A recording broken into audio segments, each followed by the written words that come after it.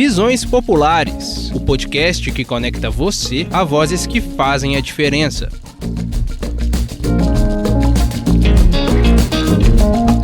Olá, está começando mais um Visões Populares, trazendo para você, ouvinte, entrevistas exclusivas produzidas pelo Brasil de Fato de Minas Gerais. Então, essa parcela acaba introjetando gradativamente, na medida em que essas pessoas vão tendo contato com outras camadas sociais hegemônicas, ricas, o que a gente chama de uma certa vergonha, ou seja, de um certo retraimento de si mesmo. Os padres e os pastores deveriam entender muito mais o contexto da produção da pobreza e da produção da vergonha. Eu sou a Flora Vilela e o Visões Populares de hoje entrevista William César Castilho Pereira, psicólogo clínico especializado em psicologia da educação. Ele é professor aposentado da PUC Minas. Na nossa entrevista, a gente abordou o livro A Ideologia da Vergonha e o Clero no Brasil, lançado no início de novembro e de sua autoria. Falamos ainda da igreja no mundo atual e seu papel no Brasil, além de abordar a formação e o sofrimento psíquico dos sacerdotes, tema central no seu livro. Então fica por aqui que a gente volta com a entrevista logo depois da vinheta.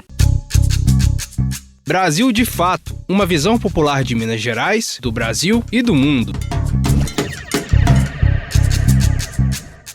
Então, entrando no nosso assunto, você acabou de lançar o livro A Ideologia da Vergonha e o Clero no Brasil, agora no começo do mês, E aí você já tem outros livros que também falam do perfil do clero no Brasil, e diante disso eu queria que você contasse pra gente qual é esse perfil do clero brasileiro e o que é a Ideologia da Vergonha. Então, várias pesquisas, tanto da CNBB como de um instituto que tem sede no Rio, que chama Centro de Estatística Religiosa e Investigações Sociais, chamado SERES, mostra que 70% dos padres brasileiros são oriundos de setores mais pobres da população. Equivale, inclusive, a 40% da população mais pobre do Brasil. Este grupo tem, em média, um número muito surpreendente de mães e pais analfabetos, que conta com 18%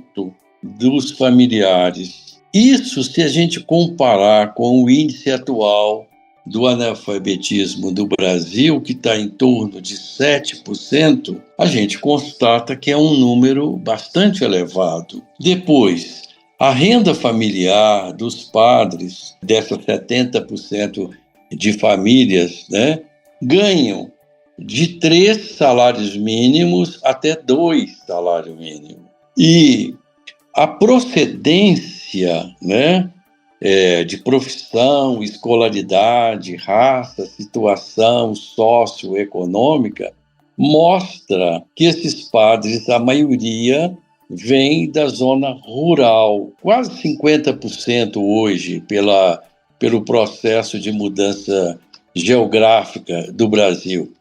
E os outros vêm de cidades pequenas e de áreas periféricas metropolitanas.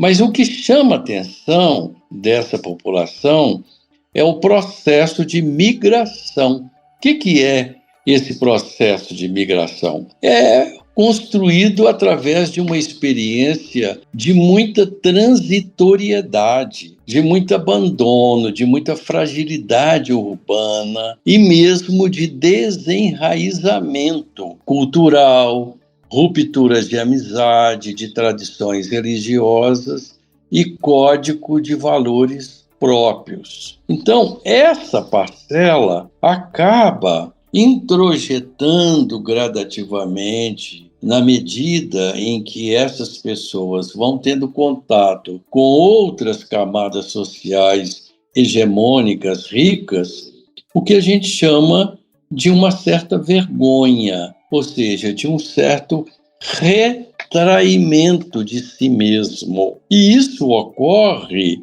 muito nos padrões de você se comparar o seu corpo, o padrão de beleza, depois do julgamento moral que muitas dessas famílias pobres recebem, os benefícios sociais de direito do Bolsa Família e cotas raciais, acabam sentindo que isso não é devido, né? Que isso não pode. E vão introjetando essa moralidade, essa rigidez e esse julgamento, né? E também o próprio trabalho que essas famílias desempenham, né? Na construção civil, como motorista de ônibus ou de táxi, ou mesmo de moto, etc., é lógico que esses corpos, né, eles exalam um odor forte e desagradável em relação a atividades profissionais onde você tem um ar-condicionado e tem condição de usar produtos de perfumarias, etc., para suavizar, né, o seu perfume, o seu cheiro, etc. E depois, a própria condição que essas pessoas têm, que geralmente elas não podem pagar um restaurante para se alimentar durante a jornada de trabalho, levam, por exemplo, uma marmita, né? E mesmo a acumulação, né, do andar cotidianamente, favelas ou mesmo bairros periféricos onde existem ainda não o calçamento e nem o asfalto, mas muito mais a terra, a poeira, e, consequentemente, os pés ficam ásperos, os calcanhares ressecados, né, e rachados, mesmo a sua condição dentária, né, o ritual de estar sempre em filas, né, em centros de saúde, hospital, em busca de condição de saúde. Então, esse conjunto de atividades que faz parte do cotidiano da população mais pobre, ela acaba introjetando dentro de si uma imagem inferior, alguma coisa que não equivale ao modelo hegemônico das pessoas mais de classe rica, né, etc.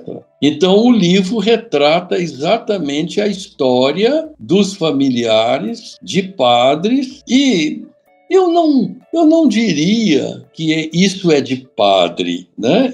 Eu diria que é exatamente o conjunto dos 40% de pessoas mais pobres do Brasil, que vivem essa situação cotidianamente de muita humilhação e, consequentemente, de vergonha. E isso, muitas vezes, levam essas pessoas a buscarem um outro modelo que não o seu. Por quê? Porque esse modelo, supostamente, na vida psíquica, daria um poder, uma qualidade de vida melhor, um status. Então, muitas vezes, o que ocorre é que essa população ela nega a sua cultura, sua origem e acaba introjetando em modelos hegemônicos, tanto politicamente, de candidatos, como de modelo de vida, de empreendedores, como também em formas morais e culturais, achando que esses valores morais são os melhores e não os seus. Tá certo. Bom, e aí, pensando nesse perfil que você contou pra gente, né, do clero, queria entender como que ele impacta o perfil da própria igreja que a gente tem, pensando no conjunto da igreja, dos fiéis, dos leigos, enfim. E como que isso também tem a ver com o posicionamento público da igreja hoje? Isso é muito importante, porque a igreja é um patrimônio cultural, simbólico, importantíssimo, né?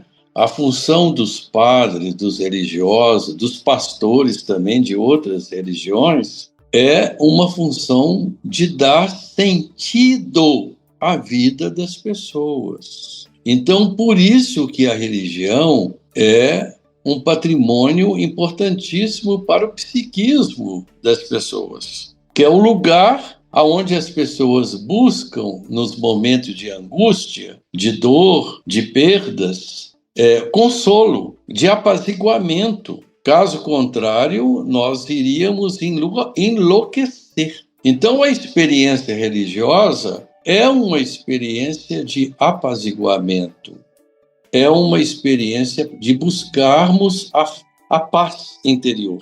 Agora, se esses pastores, esses padres, não enxergam que essas pessoas são sofridas devido à situação socioeconômica, histórica, de grupos econômicos que oprime e que massacra, ela também pode prestar um serviço contraditório. Ela pode servir não de apaziguamento, mas de repressão, de recalcar e, consequentemente, às vezes, de culpar aquela situação de pobreza como uma responsabilidade do próprio sujeito. Então, essa pregação do pecado ou de querer responsabilizar totalmente essas pessoas pobres pode não dar paz e sentido para a sua vida. Muito pelo contrário, pode agravar mais ainda as angústias, as tristezas e a produção de sintomas físicos e mentais. Então, daí a importância da sua pergunta. Os padres e os pastores deveriam entender muito mais o contexto da produção da pobreza e da produção da vergonha e mostrar como que os textos bíblicos ajudam essas pessoas a se libertar disso e não de oprimir mais ainda suas vidas. Tá certo. Bom, e aí, diante então disso que a gente está conversando, queria entender de você como que tem sido a percepção das ideias que você traz nesse livro, mas também em outros, junto aos padres, aos bispos, aos leigos, ou ainda também junto a outros religiosos, você citou na pergunta anterior, E também um pouco de como que, na sua visão, que mudanças que seriam necessárias para a gente superar essa ideologia da vergonha e, enfim, pensar também em superar o sofrimento psíquico dessas pessoas. Bom, como toda instituição, ela é ambivalente. Existem pessoas, bispos, padres, pastores, religiosas, que enxergam isso e que promovem, como o Platão criou o mito da caverna, mostrando que aquilo que está em sombra não leva as pessoas à libertação. O que leva as pessoas a se libertar é a luz, a lucidez, que está lá na boca da caverna. Então, estas pessoas, institucionalmente, trabalham para quebrar as correntes de opressão onde estão as pessoas na sociedade e produz caminhos para que elas possam enxergar a boca da caverna onde que está a luz. Também existem padres, pastores, etc., que não querem que estas pessoas tenham lucidez, que elas tenham consciência. E aí promovem o medo, o abandono, o desamparo, com pregações de domínio, e de subserviência. Então, muitas igrejas, ou famílias, ou escolas, são lugares de treinamento de subserviência. Não são lugares de educação da liberdade. E isso esse adestramento pastoral vai enfraquecendo o caráter das pessoas. E essas pessoas vão ficando mais vulneráveis, mais frágeis e cheias de medo. E isso é importante para os poderes dominantes, tanto de políticos e de partidos, que não querem que as pessoas tenham um caráter forte, não querem que as pessoas deixem de ser vulneráveis e frágeis. Então, quanto mais a narrativa, a pregação, os lugares forem construídos para regredir as pessoas, mais os políticos podem dominar, mais a hierarquia pode dominar, mais os pais podem dominar os filhos, mais os empresários, os seus funcionários, e mais ainda as redes sociais podem espalhar fake news, ou seja, informações falsas para deixar todo mundo apavorado e, consequentemente, sem perceber as coisas, né? Então, a gente tem que ver que as instituições elas formam redes de apoio entre si para fragilizar a população, para que as pessoas frágeis continuem amando mais ainda os tiranos. Então, esse amor aos tiranos é a melhor arma para continuar a pobreza, o sofrimento, a amargura. Então, infelizmente, nós, seres humanos, nós temos essa capacidade psíquica de amar os tiranos. Infelizmente, isso é histórico, né?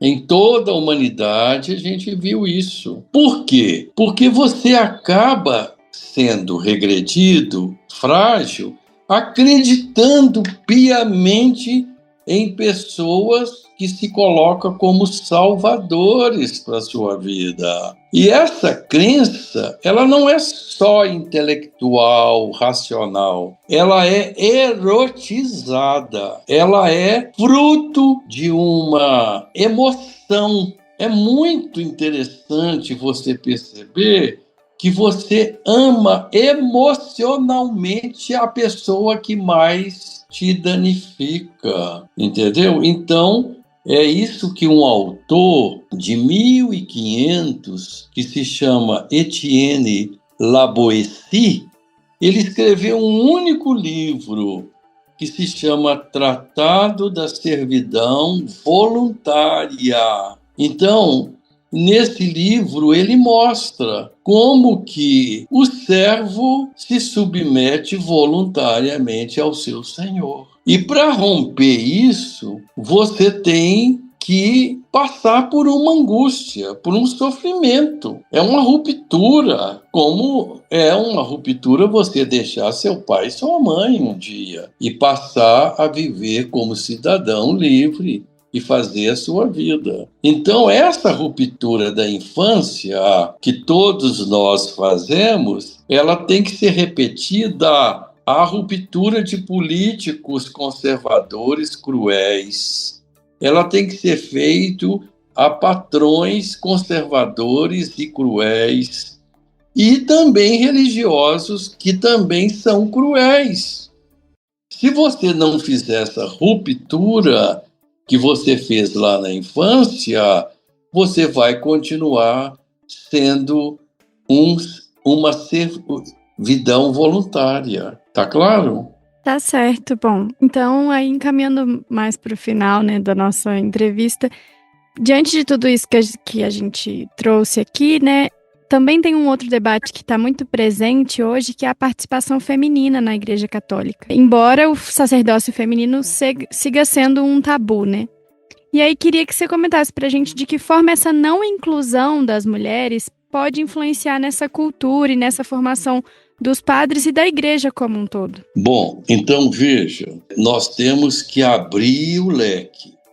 Isso ocorre dentro da Igreja Católica? Sim. não é? E em outras igrejas, né? Em outras religiões muçulmanas, judaica, etc. Mas não é só no meio religioso. Isso está presente nas famílias ainda, isso está presente no mundo do trabalho, isso está presente no mundo do futebol, do esporte, do lazer, né? Então, é uma cultura milenar, machista, patrimonialista, que vem, felizmente, declinando muito devagar, infelizmente, não é? Então, nós estamos passando por um processo de educação igualitária de gênero. E isso está ocorrendo na Igreja Católica, especificamente pela sua pergunta. Mas eu queria colocar esse contexto maior, né, sociopolítico e econômico. Então, quem de fato mexeu nesse vespeiro foi o Papa Francisco. Então, ele foi talvez o primeiro Papa que abraçou essa dimensão do feminino e do masculino. E que, por sinal, Flora, na história da Igreja, dos santos, entendeu? Isso não era assim. Por exemplo, só para citar aqui um exemplo, mas tem uma série de santos. Francisco não apareceu sozinho. Ele tinha uma mulher, né, companheira, amiga dele, que chama Clara. Eu não estou falando que a mulher dele no sentido matrimonial, mas eu estou dizendo que Francisco é um exemplo do equilíbrio entre o masculino e o feminino. Por quê? Porque a questão mística, ela tem tudo a ver com a dimensão do feminino. Não há místico que seja predominado pelo modelo masculino do macho. Não existe possibilidade de você sentir Deus pela via só do masculino. E às vezes até dele mesmo é difícil. Então, a via do feminino é a via do encontro com Deus, tá? Inclusive os homens, para encontrar com Deus, têm que desenvolver a dimensão feminina que eles trazem. Então, veja, isso dentro da igreja é um problema muito difícil ainda, né, na Igreja Católica, por várias razões, né? A questão do poder, do masculino, a questão do dinheiro, que está centrado no masculino, a questão do status, que está centrado no masculino. Então, essa figura feminina ameaça essa construção fálica, poderosa. Ela é tão delicada que a presença da mulher fortemente na vida do homem o leva, inclusive, a questões sexuais. Muitas impotências sexuais aparecem no mundo do masculino devido à ascensão da mulher na vida desse homem, entendeu? Então, para você ver como que é delicado isso, né? Mexe, inclusive, numa área muito íntima, muito simbólica do homem. A presença da mulher mais importante, mais decisiva na vida desse masculino. E nós começamos a ver isso muito recentemente, dos anos 60 para cá. Não é à toa que cresceu fortemente o feminicídio. Não é à toa que cresceu fortemente a violência do homem contra a mulher. Por quê? Ele está percebendo que essa mulher está derretendo a sua figura do macho. Bom, e aí para fechar, então, a nossa conversa, a figura de Deus ela tem sido mobilizada muito fortemente nos discursos da extrema-direita. A gente acompanha isso nos últimos anos, né? Não só no Brasil, mas, enfim, em todo o mundo, né? E muito para legitimar uma violência, o que também não é uma novidade, já que a gente acompanha que ao longo da história do cristianismo, mas da fé, assim, Deus serviu como uma justificativa para guerras, para exclusões, para atrocidades contra várias populações, né? E aí queria que você contasse pra gente um pouco do que justifica essa ligação tão próxima entre a fé e a violência ao longo da nossa história, mas ainda hoje, e como que você avalia que a Igreja Católica tem sido influenciada ou tem lidado com esses contextos desse discurso da extrema-direita?